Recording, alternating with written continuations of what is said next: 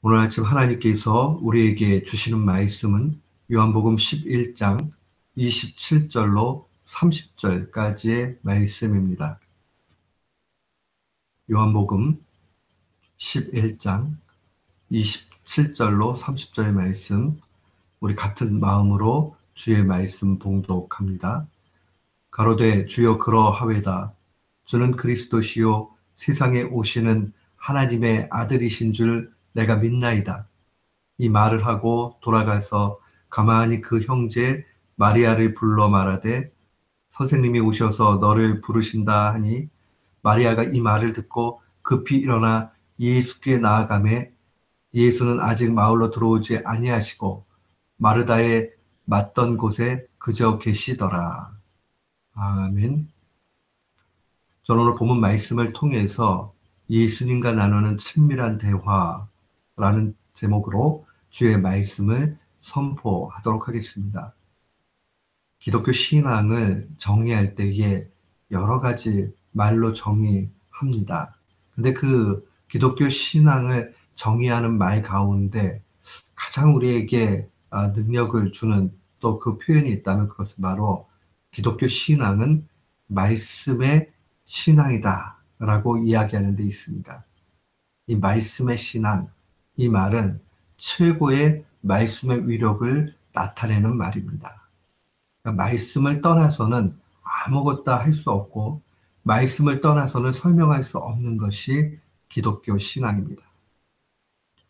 특별히 두 가지의 영역에서 이야기할 수 있는데 첫 번째는 말씀으로 모든 만물을 하나님이 창조하셨다는 데 있습니다. 히브리서 기자는 히브리서 11장 3절에 믿음으로 모든 세계가 하나님의 말씀으로 지어진 줄을 우리가 안다 라고 증거합니다. 우리가 믿음 가운데 있을 때에 이 온 만물이 어떻게 되었는가? 한마디로 하나님 입에서 나오는 말씀으로 지어졌다는 사실을 우리는 믿게 됩니다. 그런 의미에서 하나님의 말씀이 얼마나 큰 위력인가 하는 것을 신앙으로 고백하는 것, 그게 말씀의 신앙이죠. 또한 두 번째로 말씀이신 예수 그리스도께서 우리를 구원하셨다는 겁니다. 요한사도는 요한복음 1장 1절에 태초에 말씀이 계시니라. 이 말씀이 하나님과 함께 계셨으니 이 말씀은 곧 하나님이다 라고 그렇게 증거합니다. 우리가 잘 알지만 여기 요한 사도가 이야기하고 있는 태초에 말씀이 계셨다는 이 말씀을 이 로고스라고 얘기합니다. 이 그리스어에서 로고스라고 얘기하면 한국말로는 말씀으로 번역을 하지만 이건 참 번역하기가 쉽지 않은 그러한 내용입니다. 왜냐하면 로고스라고 얘기하는 것은 우리의 입술에서 나오는 말씀, 쓰여진 말씀 이렇게도 볼 수 있지만 더 근본적인 것은 관계적인 의미이기 때문에 그러합니다. 우리가 이 로고스라는 단어를 생각할 때에 먼저 기억해야 되는 것은 온전한 관계, 최고의 관계의 상황을 표현하는 말이 로고스입니다. 또한 이 로고스라는 것은 최고의 능력을 의미합니다. 그러니까 어떤 면에서는 태초에 말씀이 계셨다라고 이렇게 번역하는 것보다 우리가 좀 이렇게 잘 이해할 수만 있다면 태초에 로고스가 계셨다. 이 로고스가 하나님과 함께 계셨고 이 로고스는 하나님이다. 이렇게 쓰는 것이 가장 정확합니다. 그런데 우리가 말씀으로 번역한 데는 로고스라는 말이 말씀이란 말보다는 더 멀리 떨어져 있기 때문에 그러합니다. 요한복음 1장을 우리가 바라볼 때에 먼저 이 말씀이라는 단어가 나오면 아하, 이것은 하나님과 가장 깊은 관계를 표현하는 말이구나. 또한 이것은 최고의 능력을 표현하는 말이구나 하는 것을 놓치지 말아야 됩니다. 예수님은 하나님의 로고스입니다. 그런 의미에서 하나님의 능력을 그대로 나타내고 예수님은 바로 하나님과의 관계의 가장 온전한 모습을 표현합니다. 그래서 요한은 증언하기를 1장 14절에 말씀이 육신이 되어 우리 가운데 거하심에 우리가 그의 영광을 보니 아버지 독생자의 영광이요 은혜와 진리가 충만했다라고 그렇게 증거합니다. 그러니까 로고스이신 예수님, 로고스가 육신이 되어서 이 땅 가운데 오셨지요. 그리고 우리 가운데 계시지요. 우리가 로고스의 영광을 보니 아버지의 독생자의 영광이다. 이 독생자라는 말은 아버지를 그대로 반영하는 가장 친밀한, 그래서 동일하다 하는 것을 표현하는 말입니다. 그러니까 하나님을 그대로 반영하시는 것이 예수 그리스도요. 그런 의미에서 하나님과 예수님은 동등하시죠. 은혜와 진리가 충만했다라고 그렇게 증거합니다. 사랑하는 성도 여러분, 우리가 놓치지 말아야 되는 것은 예수 그리스도를 닮아서 우리도 이 하나님의 영광을 바라보고 하나님과 친밀한 가운데 나아가야 한다는 겁니다. 요한의 시각에서 예수님을 어떻게 이해하고 있습니까? 그것은 예수 그리스도는 하나님을 그대로 나타낸다.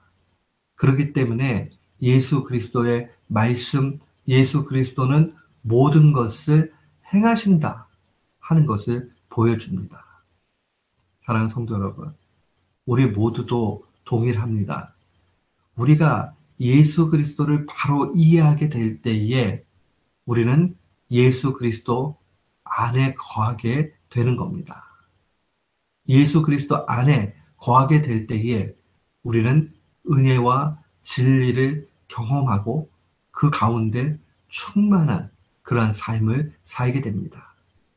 예수 그리스도는 독생자의 영광이고 은혜와 진리가 그 안에 충만했다. 은혜와 진리가 충만했다는 것은 하나님과의 그 온전한 관계에서 모든 것이 가장 완벽하게 드러난 것을 표현하는 말입니다. 그렇기 때문에 우리가 예수님 안에 거하는 것이 귀중합니다. 예수님 안에 거한다는 것은 무엇을 의미합니까? 그것은 바로 예수님을 사랑하는 것이요. 예수님을 사랑하는 것은 예수님의 말씀 가운데 거하는 겁니다. 예수님의 말씀 가운데 거한다는 것은 예수님의 말씀을 지킨다는 것이고 그것은 바로 최고의 관계가 되는 겁니다. 그래서 요한 사도는 요한복음 15장 7절에 이렇게 증거합니다. 너희가 내 안에 거하고 내 말이 너희 안에 거하면 무엇이든지 원하는 대로 구하라. 그리하면 이루리라. 이게 무엇을 얘기합니까? 그냥 구하면은 만사형통하게 내가 원하는 대로 된다? 그 뜻이 아니라 너희가 내 안에 거한다. 우리가 예수 그리스도의 말씀 안에 거하게 되고 또한 예수님의 그 능력 안으로 들어가게 되고 예수님과 좋은 관계가 되고 예수님의 말씀을 그대로 믿게 되면 그 안에서 모든 것이 이루어진다는 겁니다. 만약에 우리의 욕심이 있다 그러면 예수 그리스도 안에 있을 때 욕심을 깨닫고 우리의 구함의 내용을 바꾸게 될 것입니다. 내가 이거 되면 좋겠어 라고 했는데 말씀 안에 거하다 보니까 찔림이 와요. 아유, 이거 하나님이 원하시는 게 아니구나 하게 되면 그때의 기도의 내용이 바뀐다는 겁니다. 그렇게 되면 그 안에서 또 이루어지는 것 아니겠습니까? 오늘 본문에는 예수님의 말씀에 거한 한 여인이 등장을 합니다. 요한복음 11장에는 오라비 나사로 죽음 앞에 나타난 마르다와 마리아의 신앙 고백이 있습니다. 이 마르다가 예수님 만나지요. 나사로는 이미 죽었습니다. 그때의 주님이 이 가정을 위로하기 위해서 오십니다. 그때 그가 27절에 고백을 하죠. 가로되 주여 그러하여다. 주는 그리스도시요 세상에 오시는 하나님의 아들이신 줄을 내가 믿나이다 라고 그렇게 증거합니다. 주여 그러하여다라는 이 말에는 앞서서 예수님께서 부활에 관해서 말씀을 하십니다. 죽어도 다시 산다 라고 말씀하시니 나사로가 부활할 것을 자신을 믿는다는 거예요. 그리고 예수님이 하나님의 아들, 다른 말로 얘기하면 로고스라는 사실을 믿는다라고 얘기합니다. 예수님의 입에서 나온 말씀을 믿고 또한 예수님이 로고스라는 사실을 믿게 될 때에 모든 것이 이루어질 거다라고 확신을 합니다. 28절과 29절에 오면 마르다가 마리아를 부르지요. 그리고 선생님이 찾는다라고 얘기합니다. 그저 넉넉히 앉아있던 마리아가 황급히 일어나서 예수님을 맞이하러 나아가는 장면이 기록되어져 있습니다. 우리는 이 사실을 좀 깊이 봐야 됩니다. 우리가 이 땅 가운데 살아갈 때에 낙심할 때 있어요. 실망할 때 있어요. 죽을 것 같이 그렇게 아무것도 할 수 없는 그런 상황 가운데 놓일 때가 있습니다. 그때에 우리의 심령을 소성시키고 우리를 온전히 이끌어가는 것, 그 바로 무엇입니까? 바로 예수 그리스도, 그분이 우리를 이끄십니다. 하나님의 로고스 예수 그리스도, 그 예수 그리스도가 우리를 살리시는 겁니다.